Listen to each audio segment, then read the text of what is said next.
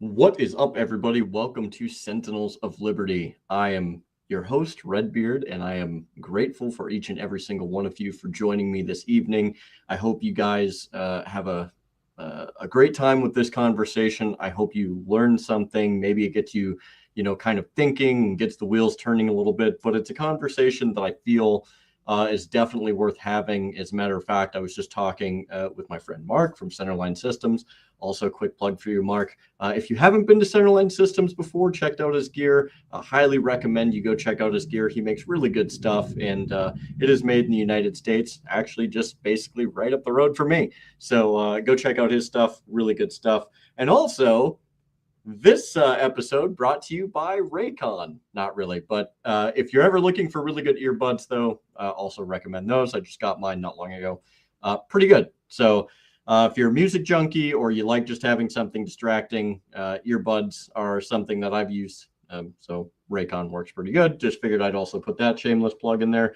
And also for the shirt, I think some of you have kind of seen my other Forbidden Clothes shirt, Protect Family, Reject Degeneracy. Really, really comfortable shirts. If you guys like having some shirts that kind of, state some of your own principles or something of that nature, or you just want something kind of different or fun that gets people talking, these will definitely get people talking. They're a little bit edgy, but they're a good shirt. Very comfortable. They fit well. And so you can check those out over at Forbidden Clothes. Really like their stuff. And I believe before I had put a link in one of my previous videos, and I can certainly put a link to Forbidden Clothes as well as Centerline Systems in the description below when I have a moment. So that's basically kind of my shameless plugs, just stuff that I really like. So if you guys are into that stuff too, check out that stuff.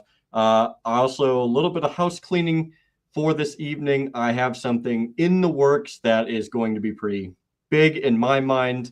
I'm not going to say anything yet until I have something set in stone, but I may be getting a pretty decent guest, actually more than decent. He's a pretty significant guest in my mind. So if I can secure that, there'll be more details there. So be on the lookout for that. I will try and update the Instagram the best that I can. And also, I am going to be trying to set up, hopefully tonight, a Telegram. If it's not up by tonight, it'll be up by tomorrow. So if you guys are interested in that, let me know in the comments below, and I can help kind of direct you over to that as well. So the discussion tonight is going to be around Palantir. It's going to be around the collecting and centralization of information. Essentially, the conversation around, their ways, the government's ways of being able to get around requiring a warrant, being able to go through the processes, the constitutional processes to get information, to basically circumvent the realm of privacy as if they haven't done that already.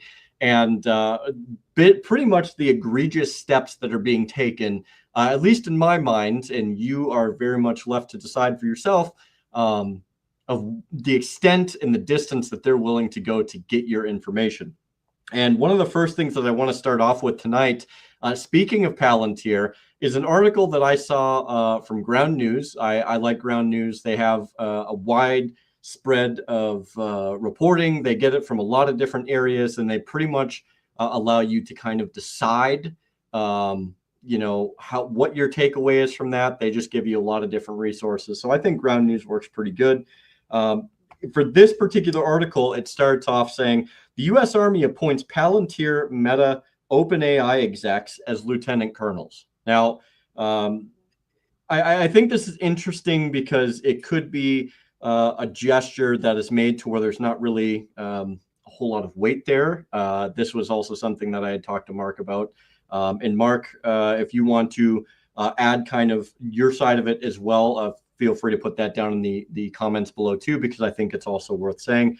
But I think that this, whether it is there's any weight or whether there's no weight or it's just like a symbolic thing, I think this presents a very interesting and perhaps a very trepidatious situation. And I'm going to read a little bit onto what the summary of this article is. And if you would like, I can try to link that article in the description below So you guys can take a look at that article as well. I will do that after the show. It'll take me a little bit of time to do that. But the summary of the article is the U.S. Army has appointed 4 technology executives to the rank of lieutenant colonel in the Army Reserve. Shyam Sankar of Palantir, Andrew Bosworth of Meta, Kevin Weil, and Bob McGrew of OpenAI will serve part-time as advisors through the new unit called the Executive Innovation Corps.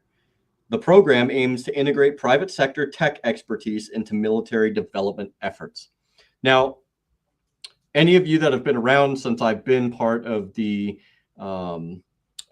original, like OG, kind of centerline systems foray into the politics sphere, the constitutional sphere, and the videos there, or the mission critical, which Mark and I collaborated and worked together on to do that podcast, you may know very well that I have a lot of trepidation, and I'm not really a big fan of Palantir, just given their background and their dealings with some pretty unsavory people. And also, I had a lot of questions when you started seeing Peter Thiel and the greater Palantir apparatus start to get very close with Trump and Vance. Now, the issue that this kind of presents to me is a couple weeks ago, it kind of came out to where Palantir was kind of trying to head up this this new foray, I should say, in collectivizing and centralizing information. So basically what they would do is they would come in and they would make it easier for all of these different agencies within the US government to be able to access this information.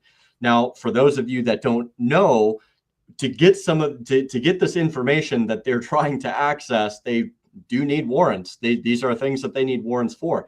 Now, how do they circumvent this?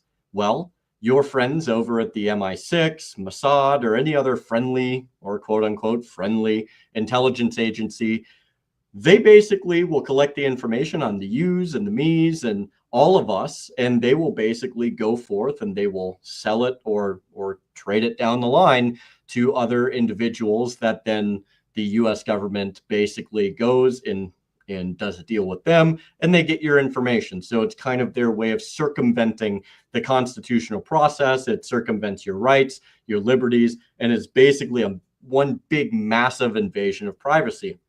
What Palantir allegedly is asserting that they're going to do, or at least what they're going to try and help with, is to basically make this process significantly easier, to where it's not so much having to go through this big rigmarole of going through data brokers and having to get information here and here. They're trying to centralize all of this information, so that way all of these agencies don't actually have to go and foray with all of these other people. They can all get it in one convenient, centralized location, to where they can get anything from as simple as like a bank statement, your medical records, your mortgage, any loans, any dealings that occur in your private life. They're able to access that information without a warrant. Not that that's a constitutional thing, but this is something that they're able to do because they're not actually getting the information themselves. They're able to access this information from third parties who then provide it in a database, essentially, that is kind of open and free to be able to grab this information from. And this presents a very precarious situation. Where does it stop there? What are they going to use it for? We've already seen how this particular, the United States government has an affinity for being able to utilize information to go after people that they don't agree with, that speak out against their allies, that speak out against a lot of their own interests. And God forbid you even try to provide a contrary opinion via protest or anything like that. They can then use this information to really lean heavily on you, to be able to gather data and more information, to be able to try and justify an arrest pointing at X, Y, or Z, whatever that might look like for that individual. It basically makes it easier for them to go after you.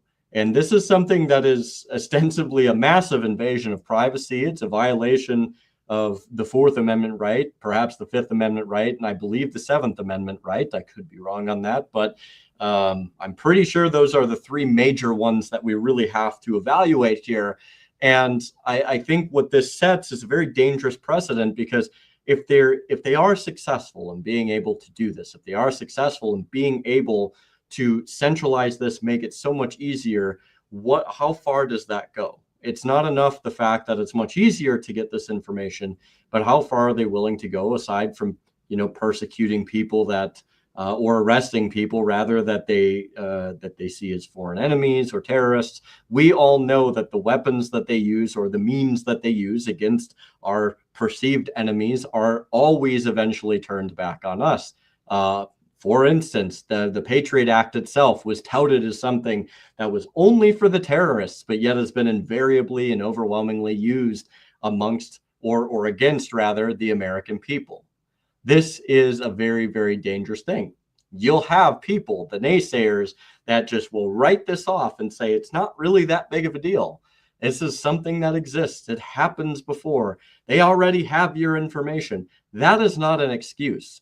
You're justifying the abuse of your rights, the abuse of your liberties, the abuse of your privacy. You're emboldening tyrants to be able to usurp the Constitution, the very thing that sets the parameters and confines their actions to the way that they are supposed to run a just government. A just government, mind you, that is built upon the consent of the people. And so with that being said, I mean, it's not okay. There's nothing that is okay about this. Matter of fact, if you want to see how okay it's not, especially in a legal sense, I would say if you tried, I would wager if you tried to do the very same thing, collect information on people and then take that information, sell it, and pass it around to as many people as you wanted to, making a profit, not making a profit, whatever the case is, if you decided that you wanted to be an information broker, just little old you, I guarantee you would have a knock at your door, especially if some of the people that you had information on were some unsavory fellows or some of the higher ranking bureaucrats of the world. You would not be allowed to just walk about without any consequences that exist. It just wouldn't happen. And it's quite frankly still, I would say, an invasion of those people's privacies. It's an invasion of their rights and their liberties to be secure in their persons, papers, and effects. It's a violation. A clear violation of the Fourth Amendment. This is a clear violation of the right to privacy. Now, we know that governments love to collect the information and data of their own people. And we also know historically that when you look at this, they do start to make their own lists. They start to collect and box people into certain areas on these lists.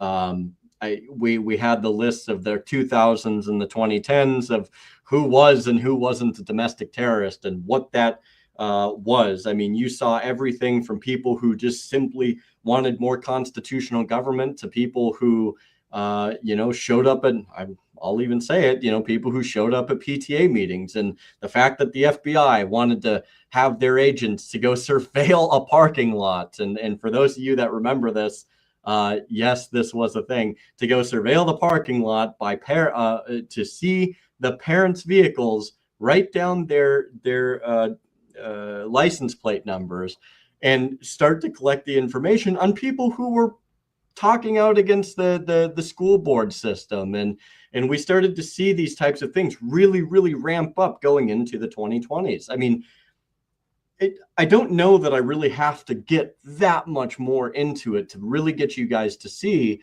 how bad this really is.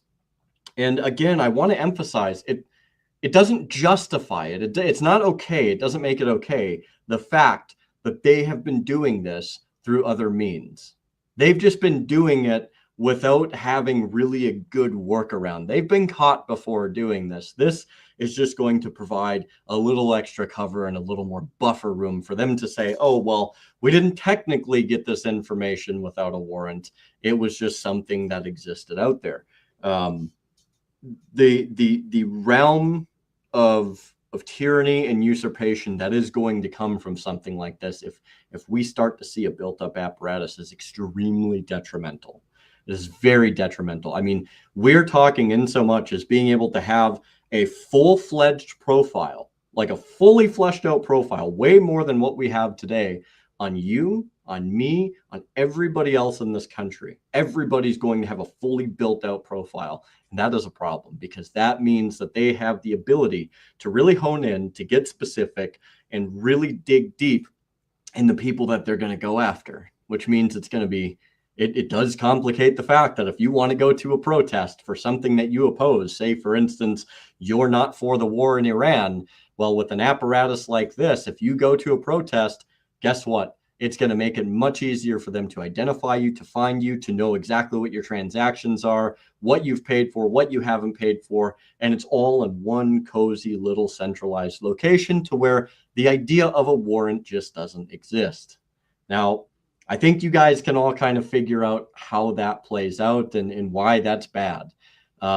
It's any government apparatus that's ever assumed more power has never relented that power. It's just never anything that happens.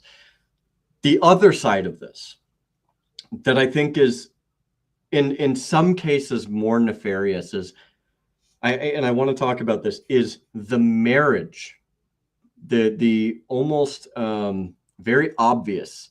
It's not hidden anymore. It's not obfuscated anymore. It's a very open public marriage that we're starting to see between private corporations and government. And this is something that should be very problematic to people. And, you know, these private corporations, they're not beholden necessarily to the same things. They're private corporations. Yes, they can't go and aggress people. They can't just murder people without any problem. I mean, yes, they can, but we're getting into the weeds there a little bit. And the reason I say yes, they can is because, well, it's happened. I'm sure if you asked the oil companies, they would probably dispute those claims, but I digress. The marriage between corporations and governments has never yielded anything that is positive to the average person. And the reason for this is because now you're having a drastic shifting of interests, of being beholden to the populace that puts you into that position of being an elected representative and being responsible, being held accountable, to now you answer to the corporation. The corporation pays your bills. The corporation tells you what to do, tells you what to say. And if you have common interests, you're going to use the full weight and force of the government apparatus to help achieve an outcome, and vice versa. With a company like Palantir, you can only imagine, if you know anything about Palantir, you can only imagine the types of things that they would be willing to do for the government, on behalf of the government, and things that they could just easily get a free pass on, because one, it could be deniable. They could say, well, you know, the government put me up to it, whatever the case is, but there is so much leeway room for all of the nefarious things that they could get away with. So it's this really bad relationship that ultimately undermines we the people, our liberties and our rights, and it doesn't always have the flavor of government, if you will. So it's very bad. It's not good. And I just want to go down here real quick. Mark, it is great to see you. I really appreciate you stopping in tonight too. You know, Palantir, no bueno, 100%. Anybody, if you don't know what Palantir is, I highly recommend you take a little bit of time out of your day, do some reading, some light reading, and really take the time to delve into it. I can't do it justice by explaining the little that I could explain about it. There's a whole history behind it. I highly recommend you take some time to check out what Palantir is, their origins, who Peter Thiel is in particular, and you might have a less than savory or less than flavorful taste in your mouth after you get done. Gene, it's great to have you here. I really appreciate it. There is, I think we have a situation to where when we look at these companies, and I don't want to just specifically talk about Palantir, but because they are one of many people or one of many companies, but when you have the centralization of anything, it always presents a serious issue, whether it's the centralization of control for government, whether it is like utilities, or when you have something as it pertains to the functions or the ways or the means of how something is supposed to run, even up to and including something like banking, education system. And I would even argue when you have a centralization to some degree of control and you have the corporate involvement, you get stuff like the medical system and the pharmaceutical industry and all of these different things. None of these things have ever been advantageous to the people. What happened is you've always had an undermining of the people. And when it comes to your information, man, I mean, you take that for what you will, but we have a situation to where when we look at the patterns, you're only going up shit's creek without a paddle, right? It never ends well. Market centerline systems, cable TV, yeah, what a monopoly that is, right? And there's many monopolies. I even brought up something as simple as the oil industry, but cable TV is one of the most monopolized and controlled sectors that the government and the corporate structures really collaborate on, and it's very detrimental to the average person. They have a lot of power, they have a lot of sway, they have a lot of leeway in terms of what they can do, and they can just excuse it and write it all off. Let's see here. There's a couple more comments that just came in. The cosmopolitan libertine idea is fine when private companies do things that align with government, but ignore the merger of public and corporate power. 100%. Yeah, very well said, Chuck. And I think that's a great point. It really does become this thing too that we see very prevalent in government, to where it's like, look, like if these people do things that I like, it's really, really good. If they do things that I don't like, well, or if these people do things that I don't like that oppose the things that the people I do like and do that I like do, then these people are by default just bad. And I think, Chuck, you did a really good job of kind of painting a very good picture of that. And so I appreciate that comment.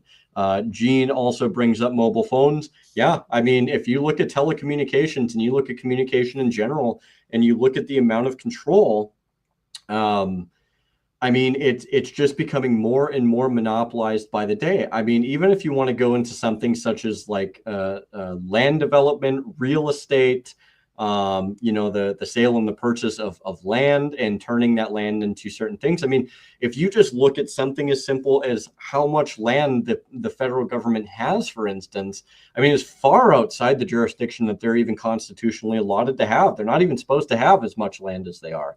It's very, very few and defined, much as the rest of the Constitution is, that it explains pertaining to the federal government and the delegated powers and the authorities that the federal government has, very few and defined. That's how much, that is the descriptor of the amount of land that they're supposed to have. And unfortunately, as we've seen, that is not a limiting factor. So mobile phones, land, real estate. Yeah, I mean, you guys are killing it in the comments here. It is a thin and bad faith view of the world. Yeah.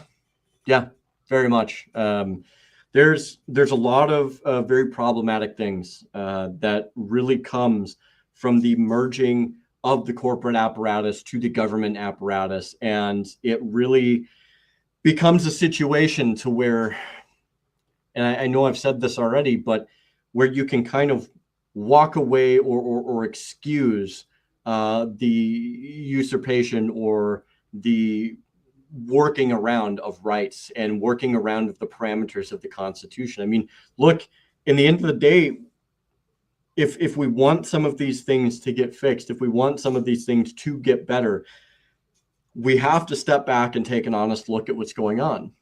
Is this a government of the people, by the people, for the people? Is this a government to where the people are taking responsibility? Are we taking personal responsibility? Do we have self-governance? Do we have the ability to direct our government in the way that it's meant to be?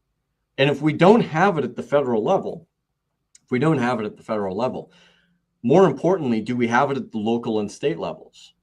I would say that there are some places that probably do better than others, but I think it's very much a struggle. And if we want to start changing things, we have to look at the ground level. And I talk about this probably every single time. We have to get community based. If we want to get away from these types of usurpations, get away from this type of threat that we face, because I'm here to tell you that the threat we face domestically from the own actors inside our country that are within the government, within this corporate structure, is far greater than any other threat that we potentially could perceive, that we could amalgamate, that we could make up pretended abroad. Even if there's a legitimate threat, they're still not as great as the situation that we face immediately in our backyard. And again, this all ties back to information, because in the end of the day, who is going to use that? Who is more likely to use that information to undermine you, to arrest you, to persecute you? Your own government is. That's historically just the way that it's always been. They are going to use this against you. And we have to find a way to divest from this. We have to start getting community focused again. We have to work within the communities. We have to work within the local municipalities. We have to start finding ways to divest ourselves and work within our communities, creating our own little economies, being able to get a little bit more off the grid each and every day.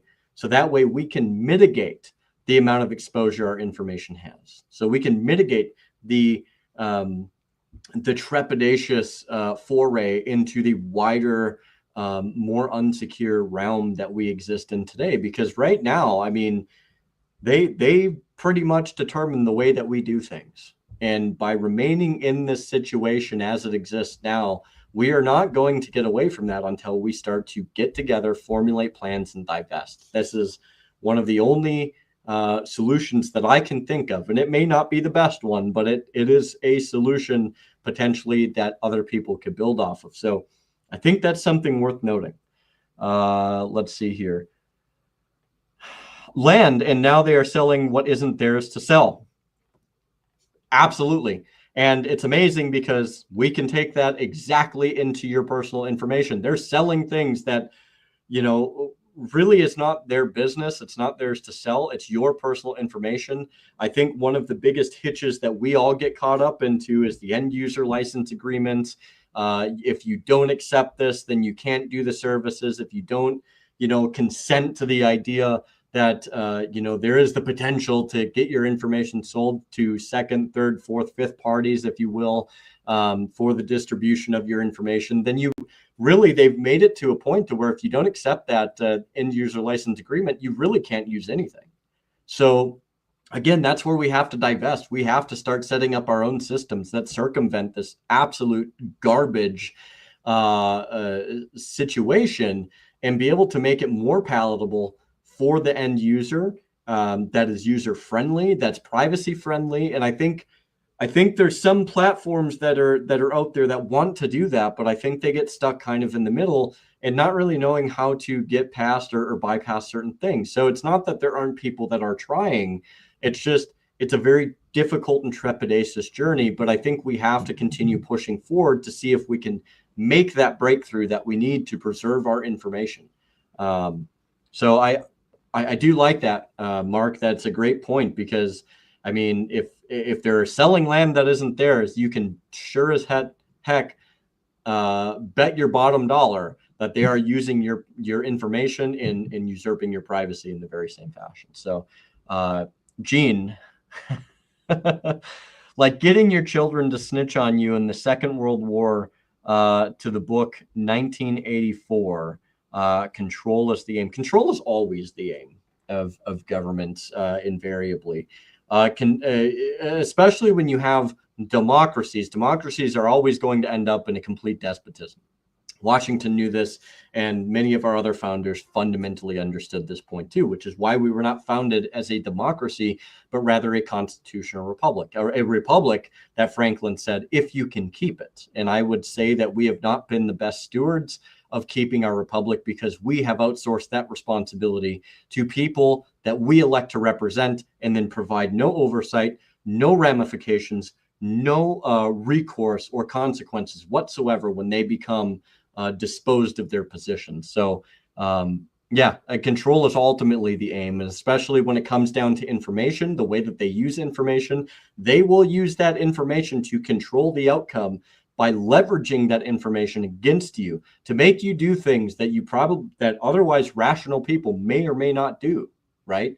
So that is the other trepidation too, is this information can be weaponized, and it has been weaponized in the past. So it's a very good point. I'm very happy that you brought that up, Gene. Great job on that. If it is not reasonable to understand as a layman, then the contract is invalid. Chuck, awesome. Yeah. And when you look at, the construction of the Constitution, right? Yes, they used a little bit of yay old English because that's kind of how they talked, but they understood whether it was bills, legislation, any type of written piece or any policies or anything like that. It had to be very simple because they understood that, one, it has to be simple to understand. So therefore you can understand how it works, what it's going to do, et cetera, et cetera. But as time went on, when they started to write bills and legislation, they complicated it to make it harder for the average person to understand the things that they were about to lose in this bill that sounds so good, this legislation or this policy or this mandate that sounds so good. It was built and designed to usurp liberties and rights by complicating the processes of our government, by making it unintelligible to the point to where unless you were within the apparatus, unless you were within the legal system, you had no idea what they were talking about. And I do think that part of that also has a lot to do with the education system, our fundamental understanding of just legal jargon and words in general. I think it's been very, very watered down. And so we've become more susceptible to that type of thing. And it's much harder to get a single issue bill nowadays passed. As a matter of fact, I don't really know many in my time or any in my time that I can think of, and I could be wrong here. In the 32 years that I've been around, I don't remember any single issue bills that either have been proposed or that have been proposed and passed. So a very good point. Being as long as these are and the legal speak make the user agreements invalid. Yes. Again, a great follow-up there, Chuck. So yeah, I think we face a very interesting point. And I think the more and more you start to see this blending and this merger of the corporate structures with the government structures, you're going to see the complications in the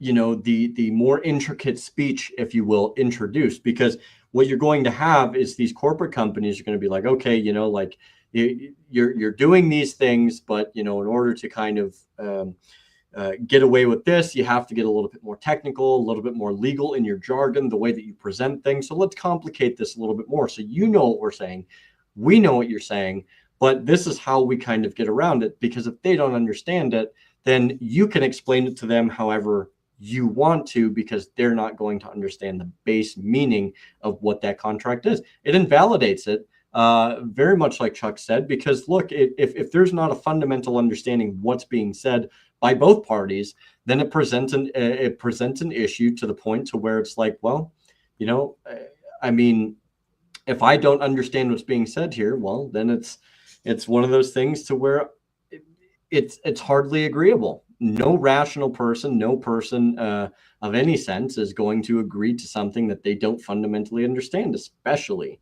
if it's going to put them at a disadvantage. That being said, again, another product of the public education system, we are told just to nod our heads, yes, to accept, to bow to authority, to never question the authority. We're taught this from a very young age. You don't challenge authority. You respect your elders. You do all of these different things. And in the end of the day, that absolute unquestioning disposition is why is very much in part why we are where we are today. Because when you don't question it, you don't ask questions about the jargon, you don't ask about the contract, you start getting these infringements. And when you get that corporate merger, that structure in there, it only makes it even more aggressively worse. So there's not, as it pertains to Palantir, as it pertains to the centralizing and the collecting of the information, I think I've been able to kind of paint a picture as to why this thing is not good. It's not good for you. It's not good for me. And the only person that it tends to benefit is going to be either the corporate elites that are in bed with government or government in general. And it always boils down to a net negative for us and a net positive for government. It helps government attain and retain control that they wouldn't have had otherwise. They have the ability to walk their way out, to excuse their actions, to say, well, I didn't need a warrant for this because I bought this from somebody else. And I think it shows a major issue, a major hole that we're missing as Americans, in an area that we really need to get attentive on and start going after the people that are responsible for this and really shutting that sieve down. So let me know what you guys think. Throw some comments down below. Let me know like kind of what your predictions are. Do you think that there is the potential that this is going to get better? Is there a way that we can do this effectively? I want to hear what your thoughts are, what your ideas, your opinions. Share it all down below in the comments. And also, you know, like, how does this make you feel? Is it something that makes you feel uneasy? Is it something you kind of expected? I really kind of want to hear all the feedback to know what you guys think. As always, like, look, the best way that we can start to get after this is aggressively getting after these problems and these situations at the local level. We have to start building the bulwark. We have to start building the defenses, and we've got to hold the line to the best of our ability. It's not just for us. It's for the posterity of our country. It's for our future. It's for our children. And we have to be able to try and set them up potentially with a better future than what we've had.